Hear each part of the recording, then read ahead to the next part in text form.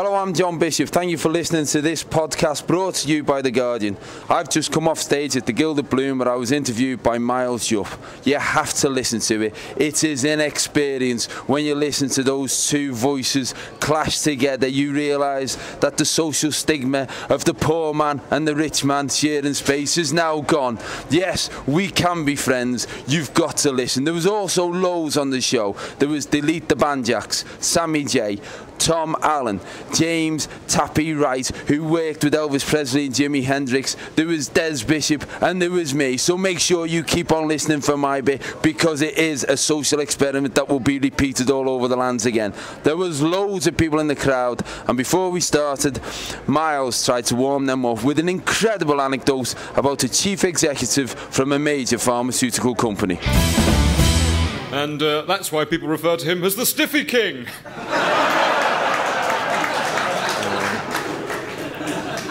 Surely they can't cut that one out. The Guardian, live at the Edinburgh Festival 2009.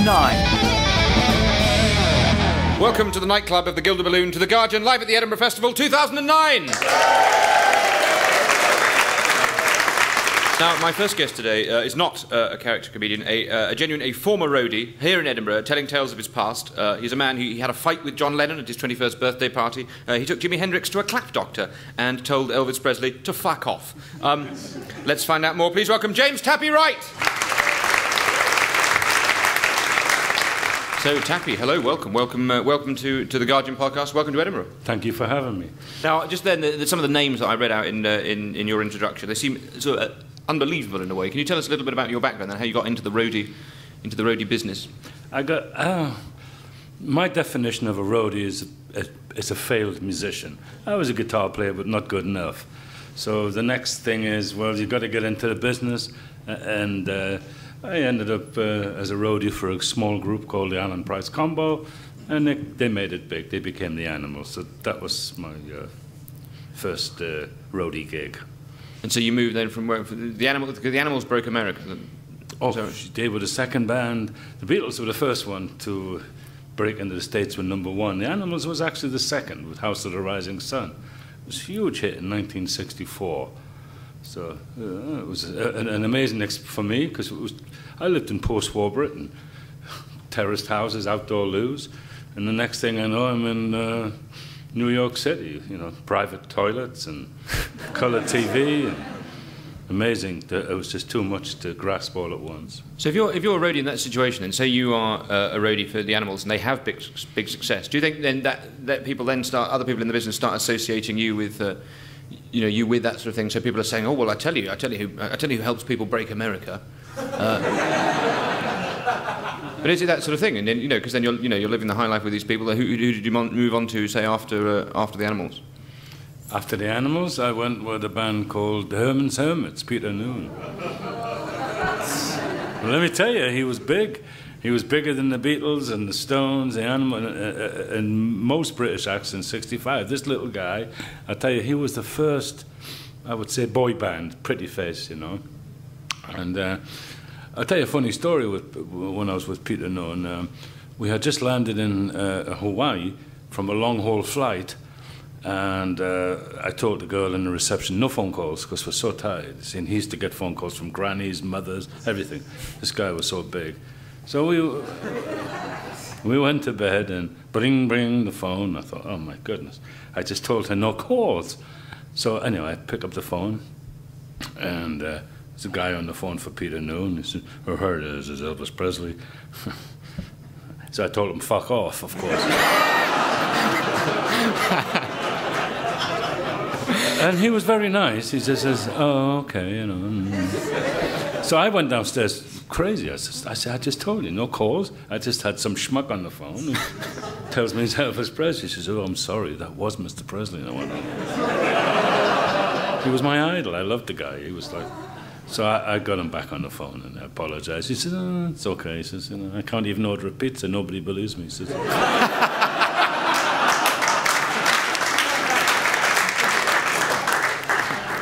It's true. Did you get a chance to apologise to him face to face? Oh yeah. Well, he took us the next day, Peter and me. He took us out to. He was making one of them silly movies he used to make.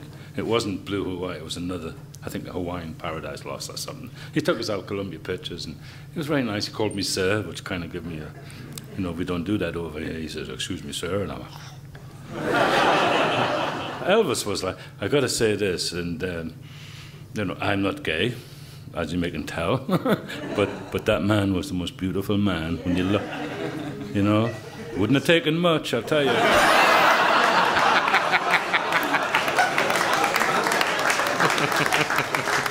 He was beautiful. I'm sure you women. What a beautiful man. What a. Did you go to his house? Yes, yes. He gave us his number, and when we were touring, he said, "If you're in Memphis, you just." So I did. Peter didn't want to go. He was only 17, and Elvis was no big deal to him, but I went. And I remember ringing up, and this little pink Jeep came down to the gate and put me in it, like with a candy striped roof, and took me up to the house.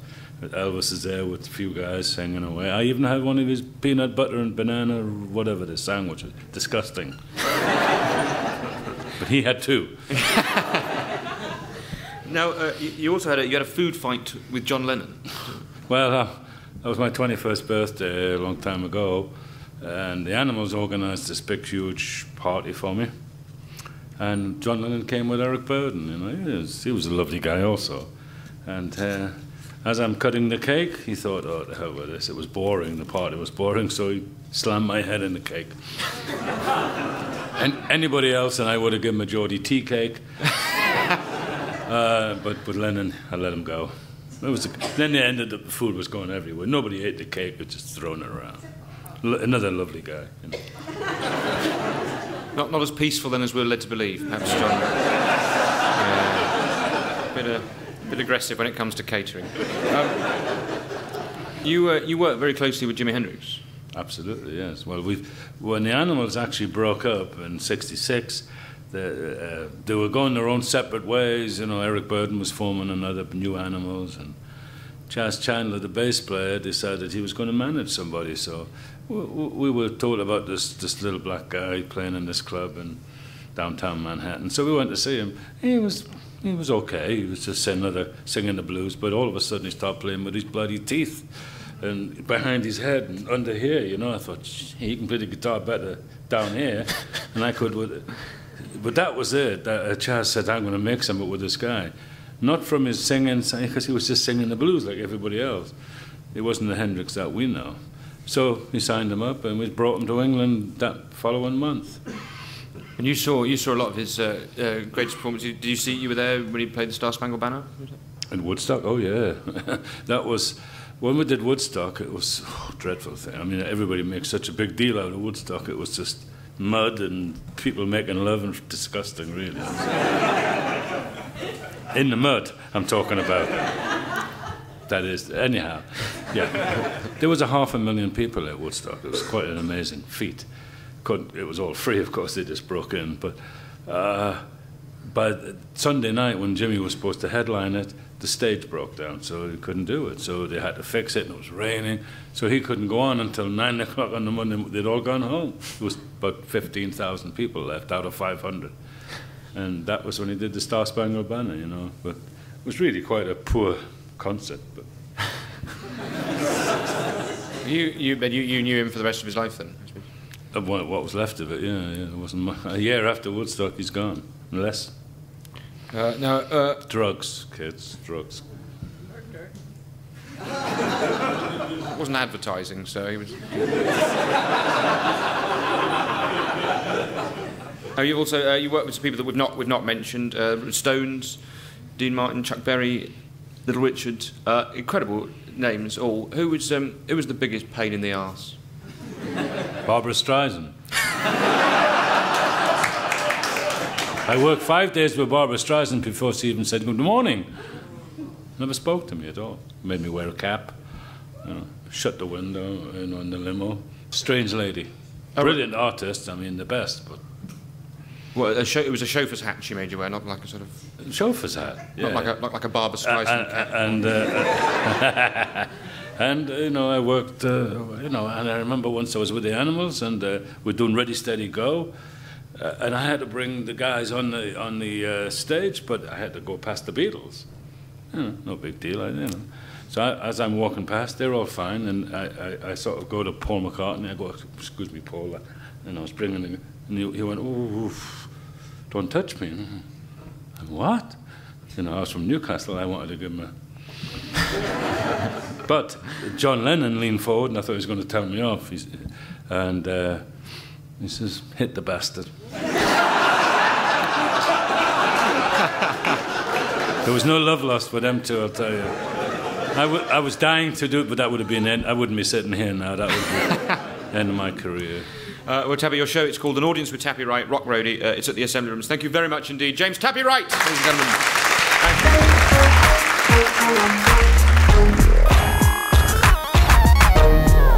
Now, comedian Des Bishop is just about to join us on stage for a chat, but before he does, let's get a bit of stand-up comedy. He's a BBC New Comedy Award winner, very funny, usually well turned out, gratifyingly well-spoken. Please welcome Tom Allen. How's everyone doing? Oh, good. You having a good fringe? You don't sound like you are.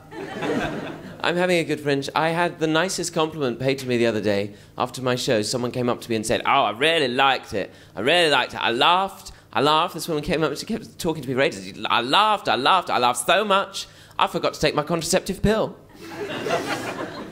It's the only time I have ever been responsible for getting a member of the audience pregnant. But my show's called Women, ! And I don't know if that means I should say it as women or women. But it's about the different women in my life. There's been lots, but not like that. Because as a gay man, and I am a gay man, did I need to explain that? You sort of have a different relationship. And it started, I think, through my parents and their friends. And my mum phoned me the other day to tell me about one of her friends, Joyce. Joyce has tried to do herself in. I said, oh my God, how shocking. She said, yeah, well, we was all surprised because she's only just had her kitchen done.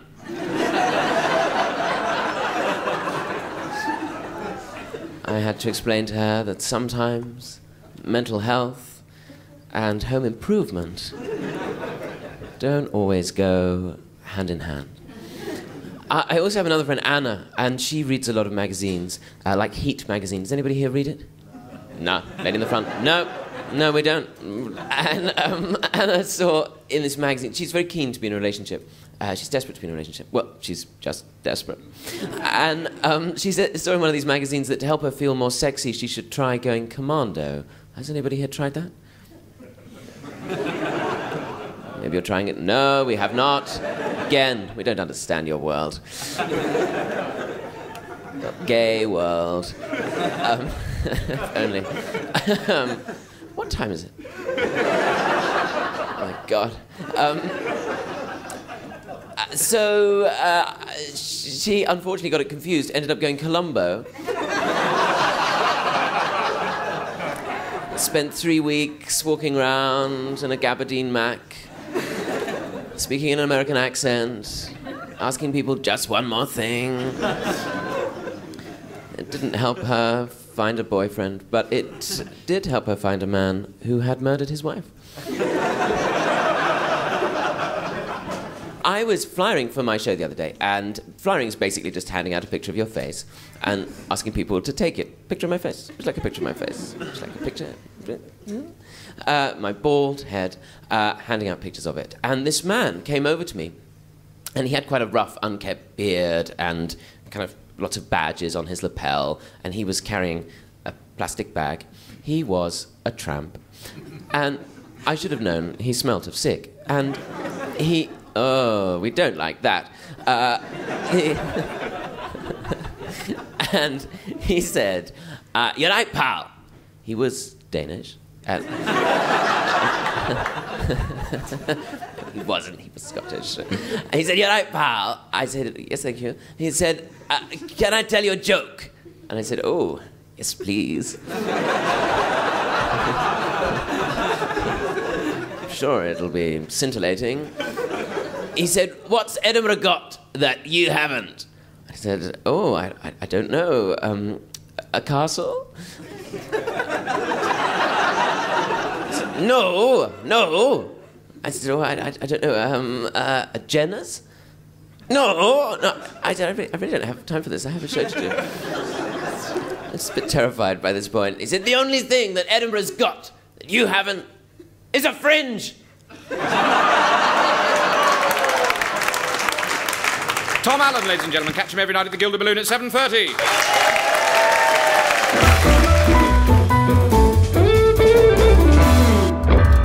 Des Bishop originally comes from Queens in New York. He moved to Ireland in his teens, where he still spends most of his time. His show this year is called Des Functional. He's here to tell us why. Please welcome Des Bishop. Des, welcome. Already attracting the wolf whistles. That's nice. Thank you, sir.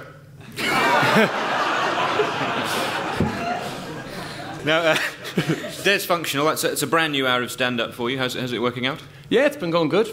Journey through sort of some of the more emotionally dysfunctional things in my life. It's been good. I know I have a bit in my show about, when you have an awkward situation and then you automatically want to turn it into a joke. That's definitely something that I have, an emotionally intense moment. But basically I'm trying to challenge that and say that actually if you don't tell a joke at that moment, the other side of staying with that emotional intensity can be quite powerful.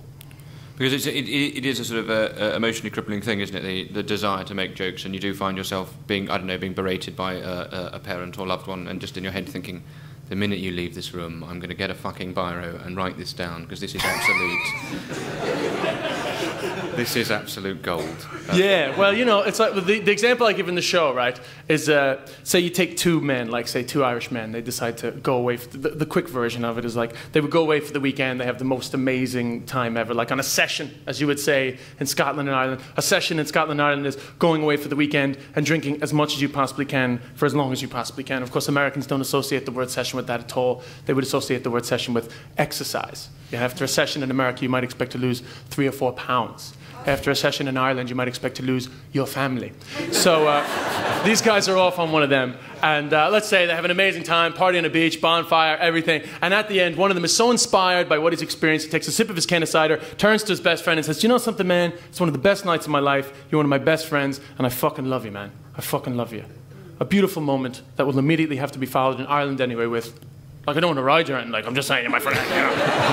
Never can you hold on to the beauty of that. But I'm trying to challenge that there's actually a majesty beyond that moment if you don't tell a joke. Yeah, letting the love hang in the air. That's right. That's what we call it at home. You had a much more nurturing upbringing than me, I would say. Now you've ended up with a sort of quite funky accent in the sense it's you're from New York, but it's now sort of getting an Irish tinge or brogue. Yeah, well, I've lived there since I'm 14. I mean, I got kicked I'm from New York, but I got kicked out of school when I was 14. And why I got kicked out of school was for a 14-year-old that had a serious problem with alcohol. So my mother came up with this ingenious idea to send me to Ireland to go to boarding school. And needless to say, I became the best alcoholic you could be. But you see, so Ireland's that's your home now? Oh, yeah, 100%. I'm 100% Irish. The Irish don't accept that. They rejected me. I thought I was Irish. I got there. They said, you're not Irish. And they rejected me, which made me want them more. And then I became a successful comedian, and they saw me as a foreigner taking the piss out of them, which made them want me more because they've come to associate abuse with love. So we have this lovely, we have this beautiful dysfunctional relationship, which has led to my success. Ladies and gentlemen, Des Bishop, every night at the Assembly Rooms. Thank you very much indeed, Des Thank Bishop. You.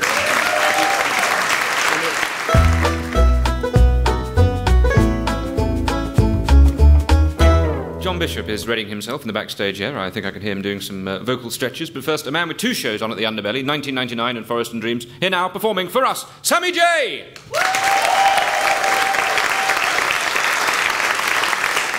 Thank you for having me here today in your beautiful cobbled city.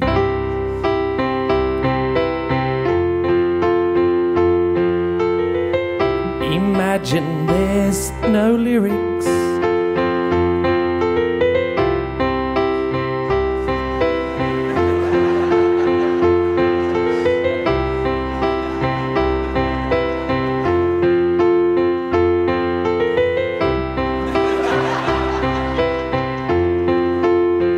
Thank you, that's my political material out of the way, folks. Thank you so much. I'm going to finish now with a song from my upcoming release, Sticky Digits. I hope you enjoy it. Here's a song about little jokes that you share with your partner. Like sort of how much you earn and that sort of thing.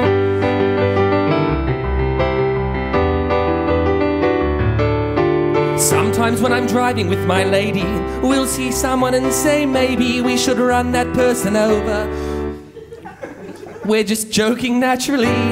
We simply find it funny, the absurdity of running a complete and utter stranger off the road. But just say maybe I was driving with my lady and we made our normal joke, but then by sheer coincidence my steering spindle broke and we careered into the guy and killed him instantly. And when the police arrived and asked us to describe the scene inside the vehicle just before the crash, would we tell him about the joke? Would he understand our postmodern sense of humour? Or would the accident look planned? Would we tell him about the joke? I doubt it. And sometimes when I'm dining with my lady and we have an Asian waitress, I'll say something pretty racist like, should we go somewhere else? The implication being I'm uncomfortable with seeing Asian people, which of course is not the truth, but just say maybe. Whilst dining with my lady, I dropped my knife upon the floor, but didn't see the Asian waitress from before was coming over to assist while I was fumbling on the ground. And being slightly pissed, I flung my arms up when I found the knife and stabbed her accidentally in the face.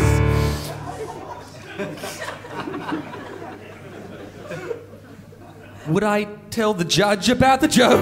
Would he understand that the joke was unrelated and I'm not a racist man? Would I tell him about the joke? I doubt it! And sometimes when I'm waiting with my lady at the airport for a plane, she'll say something quite insane, like she's got cocaine up her ass. Of course her ass is empty, it just helps to pass the time while we're standing in the line. Just say maybe she went to the bathroom and whilst applying perfume was set upon by drug mules who forced her into putting several condoms of cocaine into her bum. And when they left her, she went straight to the police who came and found me and asked me if I knew about the drugs. Well, I have to tell them about the joke. Honesty's best, she said she had narcotics on her. Well, I never would have guessed. You think you know someone and then the bitch turns out to be a fraud. But would she still be my lady anymore? I doubt it. Thank you, Guardian. Have a lovely day. See you soon. Sammy J! Well, ladies and gentlemen, Scousers, they all think they're comedians. The next one... The next one actually is a very funny one at that. Please welcome John Bishop. John, welcome. Thank you, Miles. How are you feeling? I'm feeling great, thank you. I feel like I'm part of a community action group. I feel uniquely bonded with this audience and that we can all take the world on by your leadership alone. Gosh. Well, because you've been badly let down by him. That's possibly a little unfair, but I'm happy to yes, agree with you. Now, your show, it's on every night at the Pleasance Courtyard. It's called Elvis Has Left the Building. Can you tell me why? No. No, I can, but we've just sat there, me and Des was sat watching Tappy before. James, brilliant, wasn't that great? My show's got nothing to do with Elvis. and I feel like I've just robbed his fame to try and shift tickets. Elvis has left the building because James Tappy told him to fuck off. Yeah. I've got this idea now that people are buying tickets until proper genuine Elvis fans in Elvis suits are buying tickets and some Scouse bloke comes out and talks about his kids. No, the reason is because I had to come up with a title, as you have to with all of these shows, and which is a ridiculous thing because the title doesn't make anyone enjoy the show more or less. No one's ever been to a comedy show and thought, that was really funny, but I feel dreadfully let down by the title. But as you know, Miles, they pest you for the title. Like in January I was getting asked, and I saw a documentary in January that staggered me because I found out during the documentary that I'm the same age that Elvis Presley was when he died. And that just changed everything It did. I view life in a different way. Yeah, I didn't have a dump for 4 days. Well, you don't, do you? All of a sudden it's a big risk. It's like Russian roulette. This could be the one. I went through a period of texting me mates every time I went, saying, look, I'm just going for one now. If I don't text you back, get an ambulance.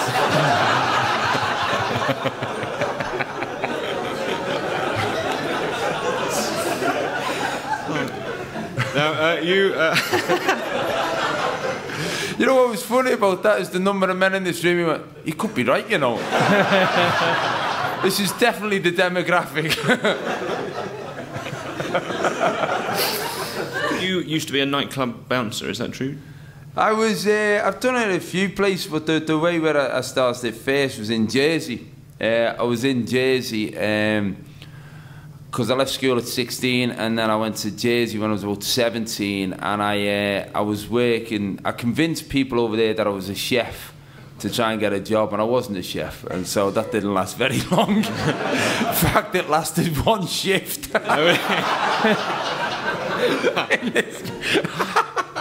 You know, you see these programs now where people try to be chefs. Well, no one had made the program then, but they should have done, because it was such a disaster. I had to make eggs for 18 people, and I'd never made an egg for 1. And I just tried to copy what the other lad was doing, and it was a proper Gordon Ramsay moment where there was a Portuguese chef who was running the kitchen, just came in and said so many expletives in a Portuguese accent so quickly that it was the funniest thing I've ever heard. What the fuck, fuck, fuck, fuck, fuck, fuck, fuck, fuck, fuck, fuck, fuck, get out! So I got sacked, and then because of my accent, people have an assumption about you that you can fight. And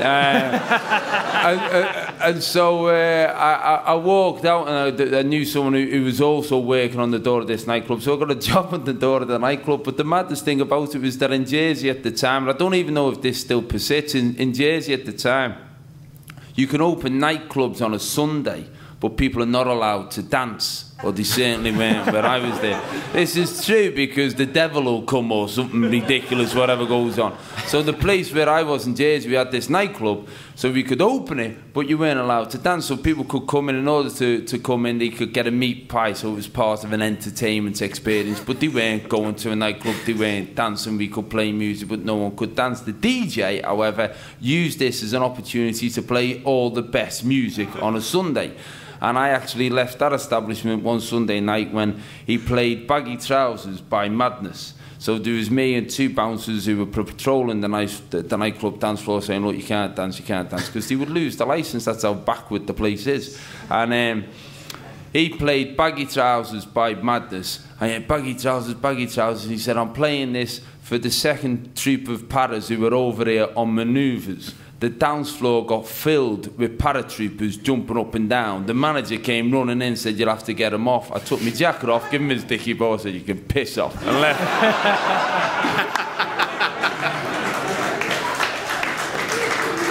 Ladies and gentlemen, John Bishop.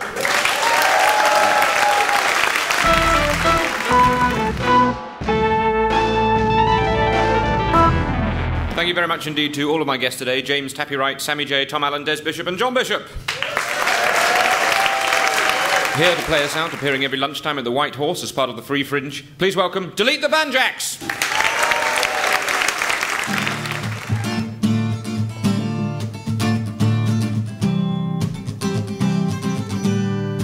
I went in for a lamp, just one lamp, I only wanted a lamp, an angle poise lamp, but I came out with 59 different items and some meatballs.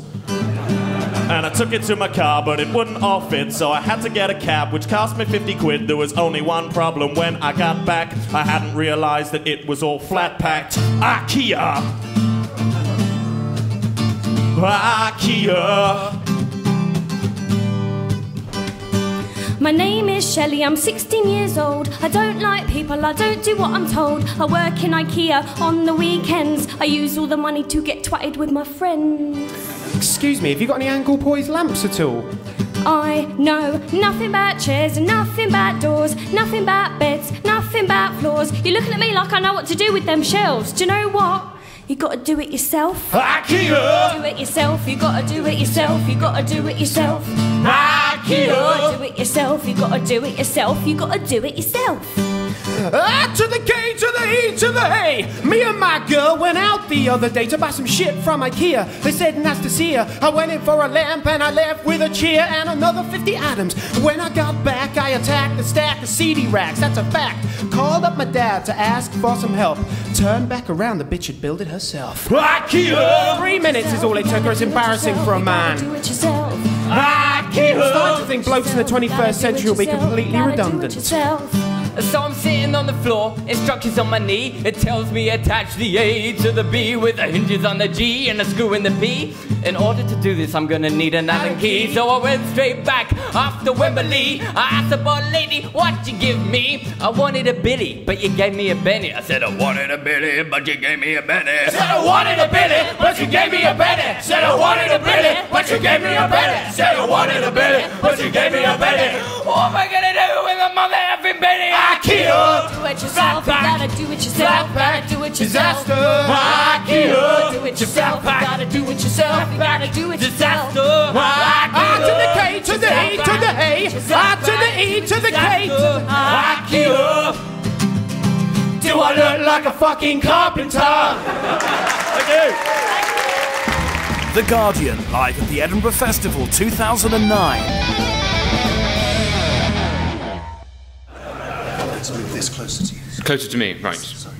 No apologies. I'm very sorry about the mic stand remark. It was...